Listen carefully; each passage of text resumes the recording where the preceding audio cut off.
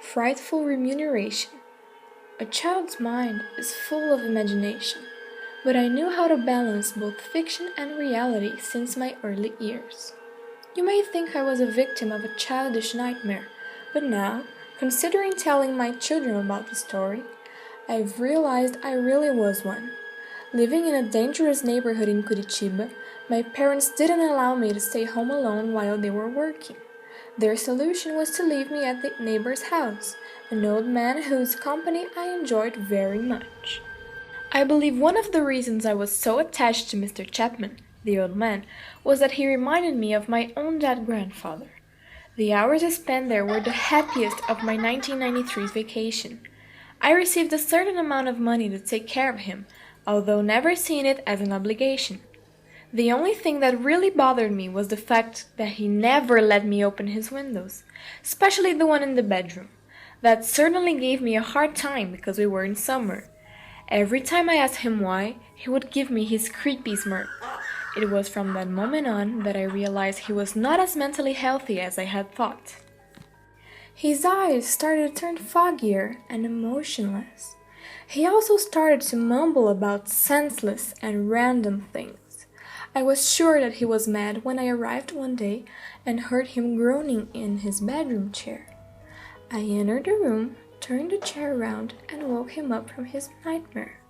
"The stalker! The stalker!" he screamed. Later on the same day, he finally told me about it. He had nightmares about his window being opened and him, being incapable of moving, being killed by his worst fear, the man who watched him constantly. After a long and quiet afternoon, I noticed something that, in the whole month I spent there, I had never paid attention to. He would always look at the window at every chance he got. Quietly, but I still could see his worried and shady eyes looking for the man that was not there. I searched for the man, looked at every inch of the yard, but all I could see was the trees swinging along with the wind. I told my mother and father about Mr. Chapman's behavior, and they laughed and looked at me with a sarcastic expression, saying, "Poor old man."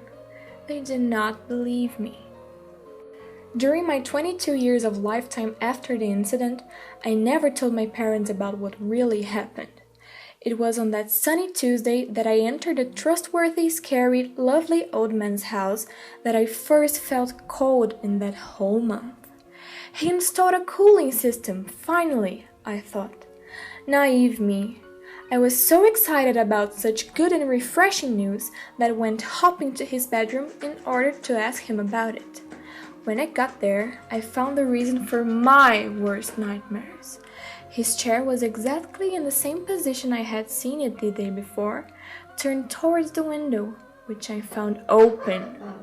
When I turned him around, I saw his indistinct face with his eyes craved on me, whiter than ever before, and such was his skin. "Mr. Chapman?" No answer. I looked everywhere in his bedroom, and there were no signs of breaking in, not even in the window. Panicked, I had not paid attention to any other thing but the old man's face. Gently lying upon his dead body was his bloody, literally speaking, will, with only my name written on it, accompanied by a note, which said, "There is no need for you to come back any more, darling."